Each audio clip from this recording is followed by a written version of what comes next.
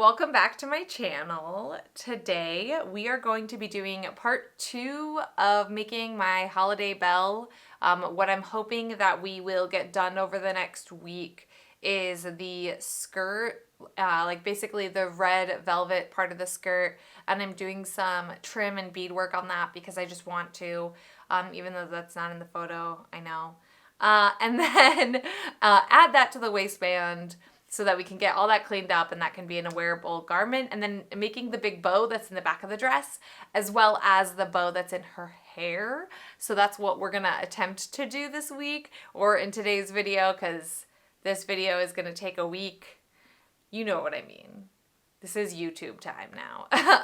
But yeah, so let's just, if you missed last week's video, I did finish the underskirt. Well, now we're calling it the gold part of the skirt because I'm putting both this piece and the red piece together, but basically I did the gold part.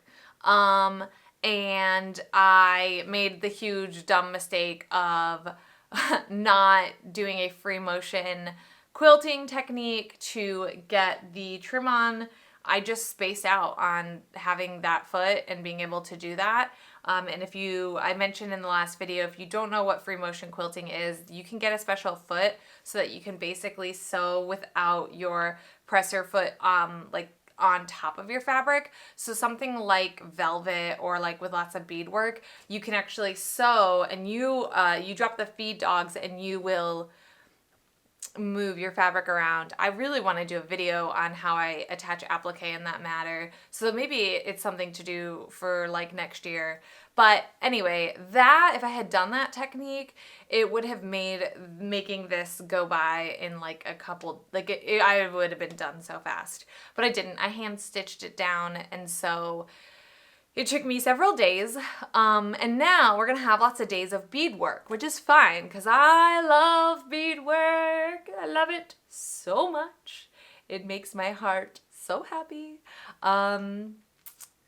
Yeah, that's it. All right, let's get started, I guess, right into the dress stuff, the dressmaking, the sewing.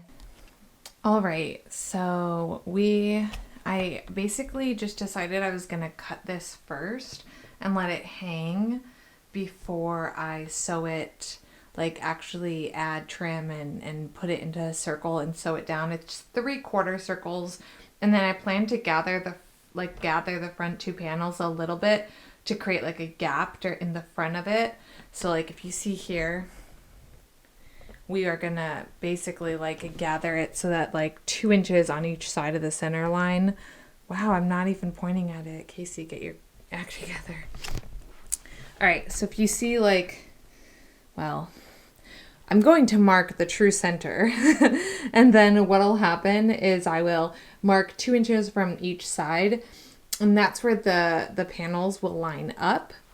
So here we are with our panels, and that's where the front line panels will line up, and we will just gather it down to line it up with the side panels so that it will basically spread open so we can see this beautiful trim.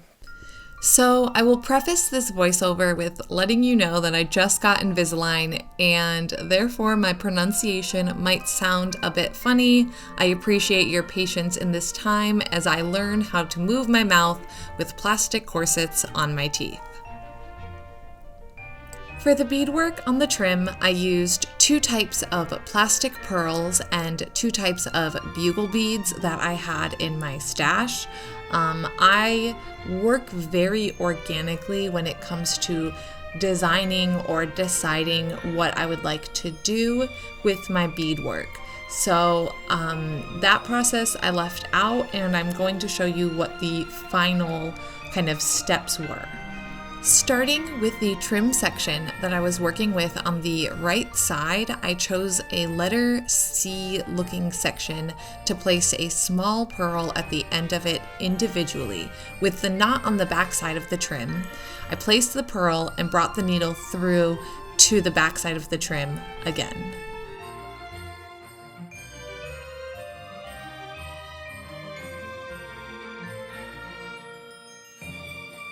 Next to that was a longer section on the trim. I brought my needle up to the top of that long, skinny section and I brought it through to the right side of the trim. Then I placed 3 of my gold bugle beads on my needle, and using my left hand to hold the tension of the thread, I brought my needle through to the back side of the trim where the 3 bugle beads ended on this segment. Then I brought my thread up through past the first bugle bead closest to me, and I couched that thread down. So to couch, I literally just brought my needle up to the top of the trim, and then I went about 1 millimeter to the side while going over the piece of thread that I had already strung my beads on.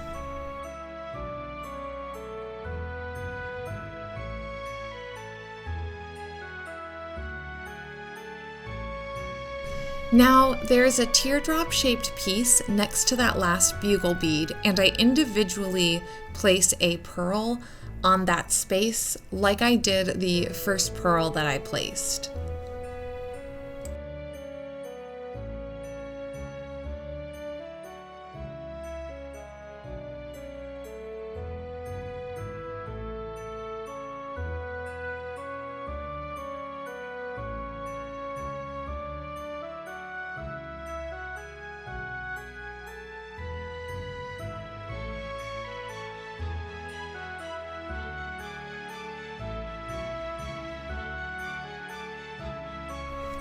Instead of going to the teardrop above the one, I skipped it and went to the one above that. And then I placed a teardrop shaped pearl there in the same manner that I did the previous pearls.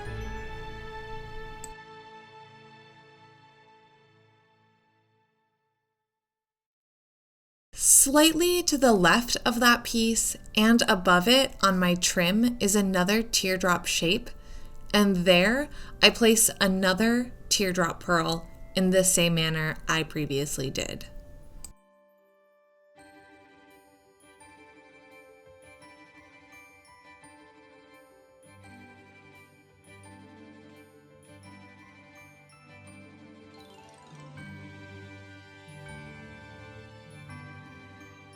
Above that is a C-shaped piece, and I add a regular pearl to that piece.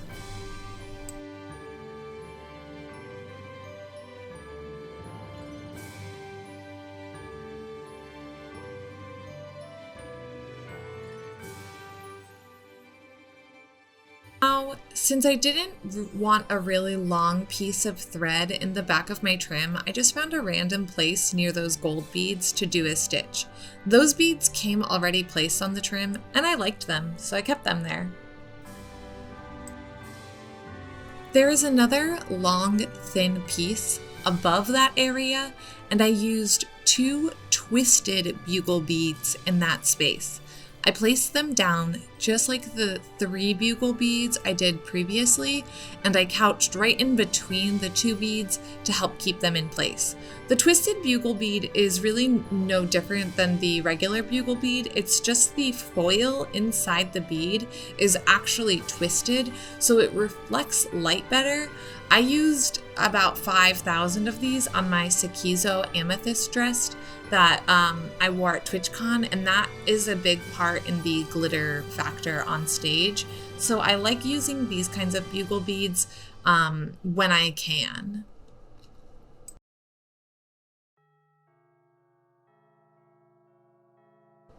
On the teardrop section next to those, I added a regular pearl.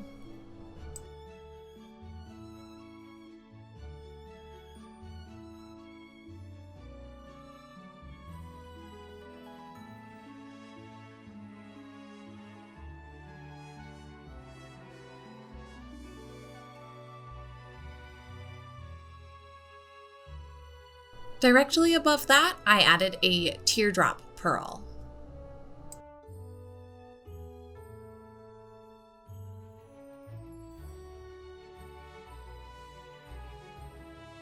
Now we have come back to where we started with a regular purl in this C-shaped piece.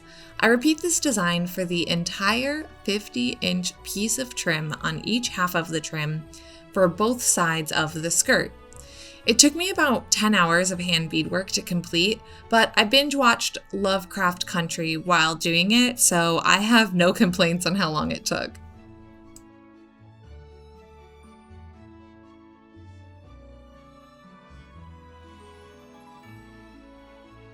After my skirt panels hung for a day or so, I used my serger to serge the edges of the panels that were not finished. I'm waiting to serge the hem until I've actually allowed it to hang more, and then also so I can trim it up. My next plan was to sew the back panels together, leaving an 8-inch gap from the top for the zipper. I pinned my fabric and stitched it together. Okay, so I really need to talk about this seam work. Basically, I don't know. So I don't really like how this looks. I'm gonna pick it out and go to the YouTubes and do some research on velvet. I know I worked with a different kind of velvet for Morticia Adams, and I did not have this issue.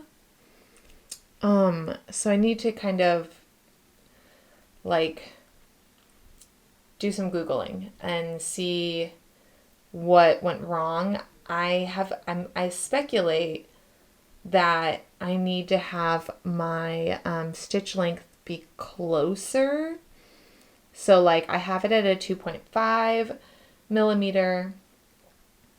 And I'm wondering if I have to have it at like a 1 millimeter, but we're going to go find out on the internet, and we'll be back.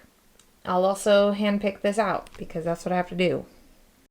So I don't exactly trust myself to run my seam ripper through this the fun and fast way. So I decided to use my seam ripper to do the good old picking method, which is really exactly how it sounds. You just kind of use your seam ripper to pick the seam, and then you pull a little bit of your fabric and pick some more, and it's really not my favorite thing to do. Also, spoiler alert, the stitch length had nothing to do with this, and I'm going to kind of take you on this like process with me of learning how to use the velvet. So that's what we're up to now. Okay, so I went ahead and watched a few videos on the internet. On the internet. I act like you guys don't know what that means. Okay, I went ahead and watched a few videos, and basically I'm going to sprinkle tips that I learned as I go. But right now, the first step that I am doing or taking is to hand baste. Oh, I already messed that up. Well, we're going to be hand basting this seam and then sewing it down. The one of the videos that I found most interesting / helpful was Professor Pincushion, and I will link this video to you guys. It has a lot of knowledge on sewing velvet, cutting velvet, working with velvet, all that jazz. So what we've learned, right, or what I'm going to be implementing right now is if I know that I want my seam allowance about right here, at like right here, it's even, yeah, this is good. That was too wide. If I know I want it like right here, I need to be pinning and basting on the inside of it. Because basically, first of all, what happened too that I didn't pay attention to was that I left little holes in my fabric. And so by pinning like inside the seam where you're not going to get to see that part, I won't have as many issues there. This fabric is also not very expensive. So I don't exactly know the exact fiber content of it. I know it's a blend, so it's probably like a polyester cotton blend or something like that. But I want to say that I spent $8 a yard, but I also can't remember. And I also said I spent $8 a yard on the other velvety trim, and when I went to look at it, it was $16 a yard, so I don't really remember. Basically, my memory is not reliable. So what I'm doing is I'm going to hand baste this seam, this one in particular, get it all the way done, and then I'm going to go to my machine and make some adjustments to the tension, make sure I have the right size needle in there, which I'm pretty sure I do have. And then you're supposed to use a walking foot, and I don't have, well, no. It's suggested to use a walking foot, which I do not currently own for the machine that I'm using. No, I don't think I own it at all, actually. Yeah, I don't own a walking foot, which is disturbing to say. Don't tell anybody, all right? Don't out me. But anyway, essentially what I'm doing right this second is hand basting this seam, and I'm trying, even though I'm failing at it, to go like long stitch, short stitch. So like right now would be long stitch, and then I would just do a little shorty like that. And I'm just gonna do this all the way down my fabric, like all the way to that end, and then we'll go sew it. I will save you from another 5 minutes of me rambling about how like I'm still learning and there's so much knowledge about sewing to learn, and let you know that as I go to sew this and press it and do other techniques with it, I will share those tips that I learned. So we're gonna kind of cut to the actual sewing on the sewing machine of this, and I can explain to you what I do and what I've done. Okay, so now that we have our velvet at our sewing machine, a couple of the things mentioned were to have an 80-20 needle. Was it an 80-20? I know it started with an 80. I don't remember what the second number was. And I have an 80 in right now. Mine is a universal, and I've only used it for about an hour, so it should be able to sew this. Like if you think of changing them every 8 hours or so, I should be able to sew the skirt panels and even the dress, like the bodice part, together if I, only use the, anyway. I've already hand basted it, and then also I've raised my tension one full step, like from 5 to 6. I keep my tension at like between 4.5 and 5. That's just where I found the best. The next thing to talk about or address is she uses silk thread, Professor Pincushion, and I don't own any silk thread, so I'm going to try this with cotton thread. I do have cotton thread in this. Oh, you know what? I have to fill a bobbin. I will fill a bobbin because my bobbin is actually polyester. That could have been a big reason why. Actually, I think I used polyester thread when I was doing this the first time anyway. But then the last thing is she suggests to use a walking foot, and I do not own one. So we're going to do the best we can.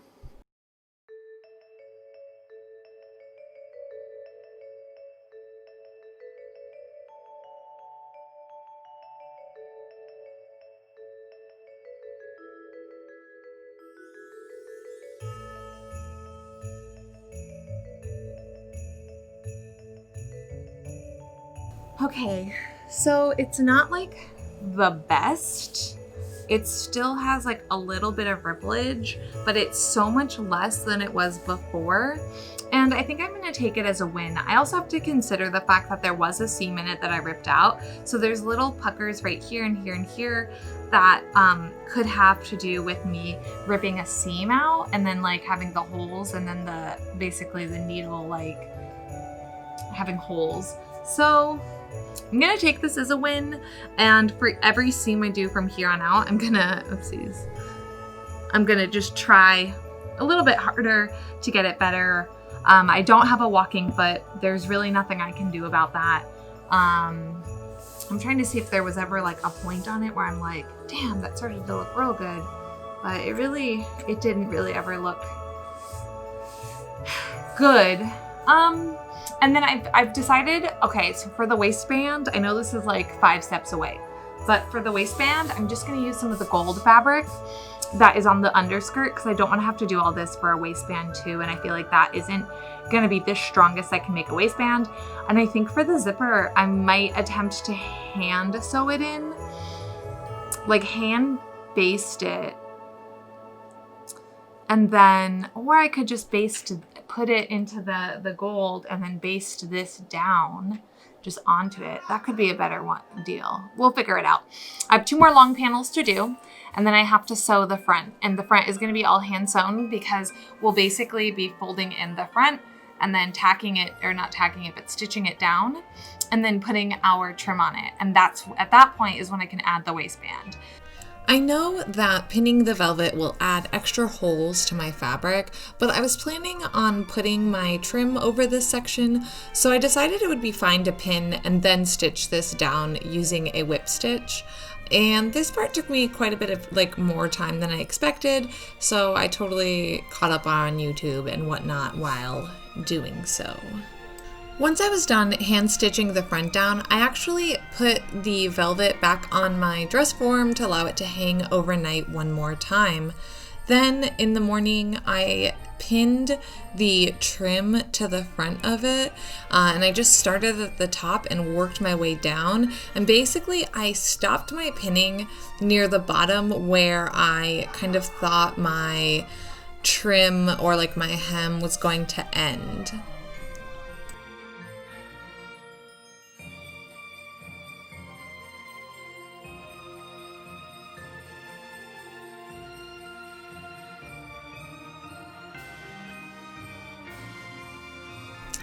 To hand stitch this down, I used my maroon colored thread just in case if the dress flipped open, you wouldn't see gold or white thread. And then I basically did a tack stitch on the top, so maybe less than 1/8 of an inch stitch on the top, and close to 1/2 an inch to between 1/2 an inch and an inch on the bottom, just depending on where the next available space was, where there was no bead. And I tried to just go through the pieces that were the organza that this trim was on, instead of going through the places where there was gold and embroidery.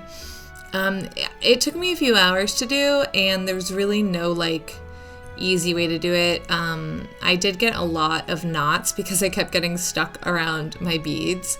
So I just threw on some YouTube and went to town. Okie dokie. So I hand stitched this down. You saw me pin it, but I'll show you the back. It's basically about an inch in between, and I tried to make my stitches as small as I possibly could on the front so you can't see the red, but I knew if I were to go with a gold thread, you would see it on this side.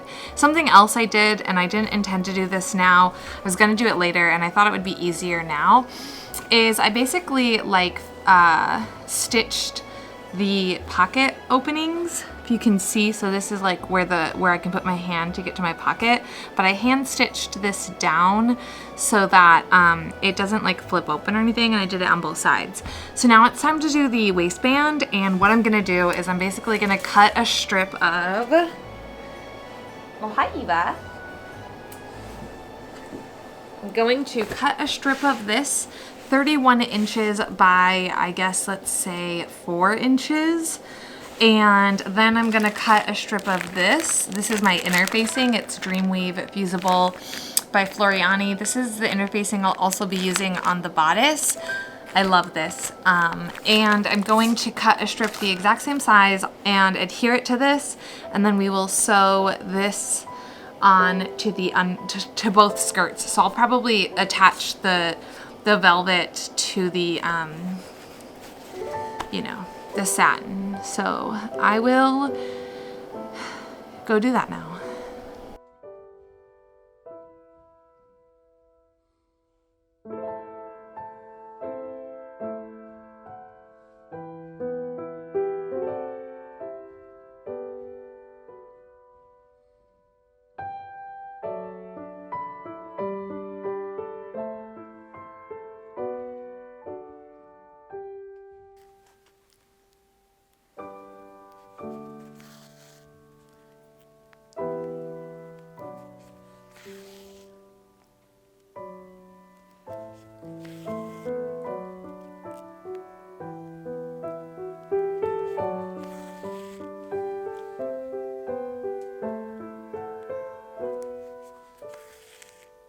So I do apologize, I never got any footage of me installing the zipper, but for the hem, I literally just did how you saw me do the front.